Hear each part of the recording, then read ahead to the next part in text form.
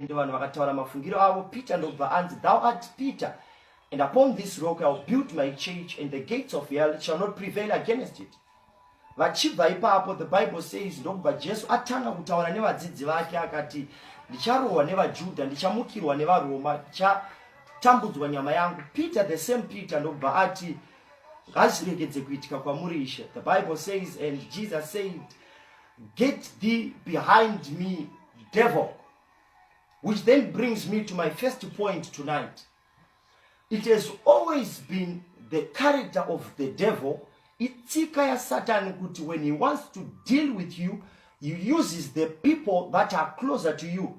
Remember, Jesus is the last Adam according to 1 Corinthians chapter 15 verse 45. The Bible says the first Adam came as flesh, but the last Adam, who is Jesus, came as the spirit that gives life. So kuna first Adam, avaita say, remember Adam was familiar to two voices, the voice of Eve and the voice of God. So when the devil wanted to tempt Adam, he came through Eve, because it is difficult to see a devil in someone you love. It is difficult to see a devil in someone you like. It is difficult to see a devil in someone who is closer to you. He did that to Samson again. Akashandisa munhu akanga ari close. I'll tell you something. Those people that are very closer to you are the easy targets of your enemy, because they know when you pray. They know what you do. Nenguva dzaunozviita zvinhu zvacho. So you need God to reveal to you who is right and who is not right. Not all good people are right. So now Satan akuuya akunopfeka Peter, because arikuziva kuti Peter ndiye avimbiswa nzi ndichakupa makeys. Ndobva anopfeka Peter. Jesu ndokuti haungandiite zvawakaita Adamu kutanga. Ndobva ati, get thee behind me, devil.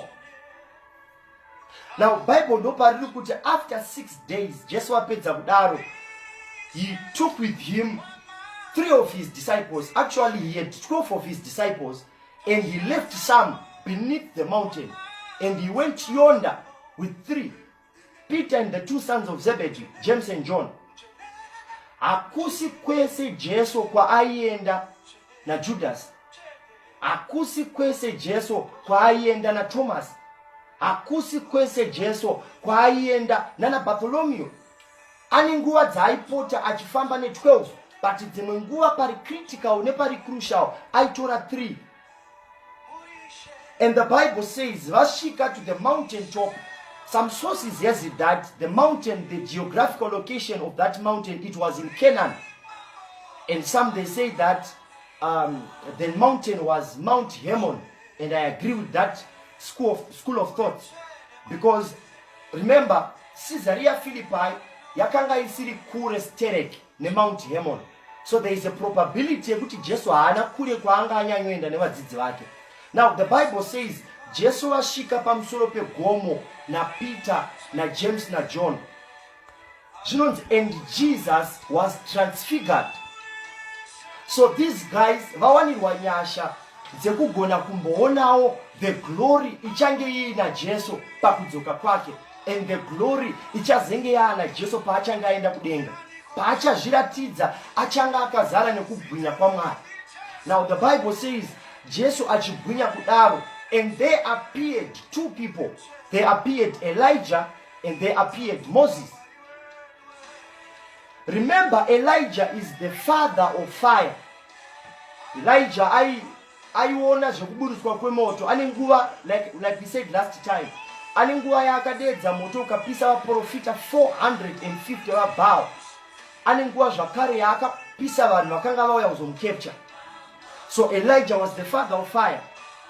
And Elijah at that point was also representing the prophets of the old. And Moses was the father of waters. You cannot separate Moses from water, because remember, his name alone, Moses, means drawn out of water. And his major miracles yet to do with water. So Moses was the father of the waters, and Elijah was the father of fire. Now at this juncture, let me just take it this way.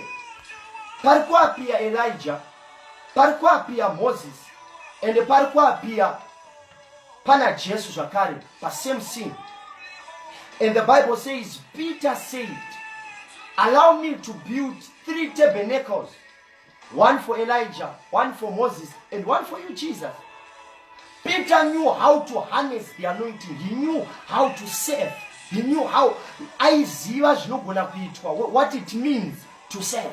He knew the importance of having his presence with you. And the Bible says, pasipegomo pakauya baba wakanga vaine mwana wavo ainetswa nezvipusha. Zvaiti zvikambata zvaimuwisira moto, zvoti zvikambata zvaimuwisira mvura. Take note, zvaisamuuraya, zvaingoda kuti atambudzwe, zvikamuwisira mumoto, kana akupora zvobva zvamudzosera mumoto futi, zvomuwisira mvura. Satani itsika yake yekuti chaanoda muupenyu hwako is to live a life of pain, because he knows that once you die haasisina body yekushandisa, because this human body gives a legal ground to demons. So the devil wants to cause pain. He wants you to live in pain. Pasi pana ari kunetswa nemweya unomuisira mumoto, unomuisira mvura. Apa pamusoro pegomo pana baba vemoto nababa vemvura. And the Bible says, and Peter said, allow us to build 3 tabernacles, one for you, one for Elijah, and one for Moses. And the Bible says, now ndoda kuti ndibate chinhu ichi kuti Moses ari kunomirira the law, because rangarira kuti ndiye akauya nemurayiro, and Elijah again is representing the prophets of the old. Law and prophecy zviri kuzama kubuditswa pa that scene. Law and prophecy is fulfilled in Christ. There is no prophecy, there is no law that is above Christ. So it is in Christ where the prophecy, and it is through Christ, it is in Christ also where the law is fulfilled.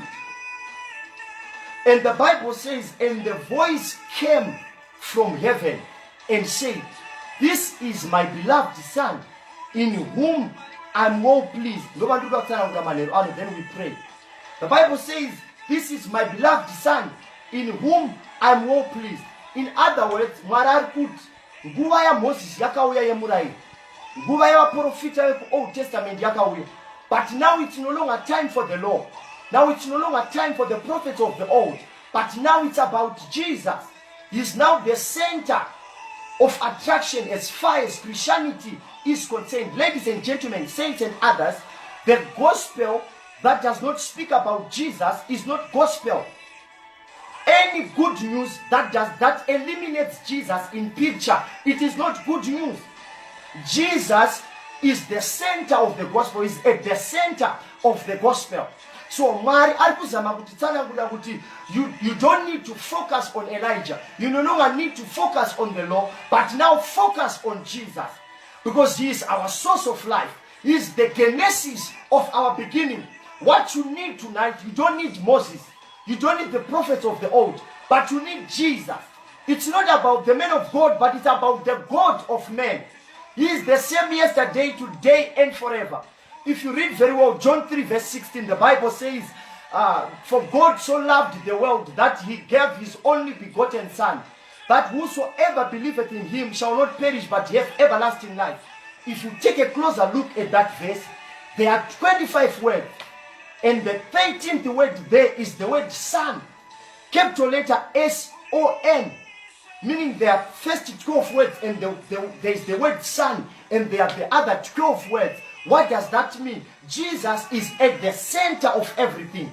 Hakuna anaenda kuna baba asina kupfura nekumwana komana. It's all about Jesus. So the Bible is saying, uyu mwana komana wangu wandinodisa robva rati muteerere sei munzwe. Here is my question. Ndiani ari kunzi amuteerere uye ndiani ari kunzi amunzwe? It's not only Peter, James and John, including nature, must listen to the Son of God.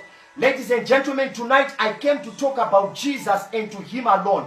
We preach Christ, him died and crucified, resurrected from the dead. Ana kuramba ari muguwa, death could not hold him. the cross could not hold him. Haana kuramba akavigwa muguva, but akauya that we may be joint heirs with him.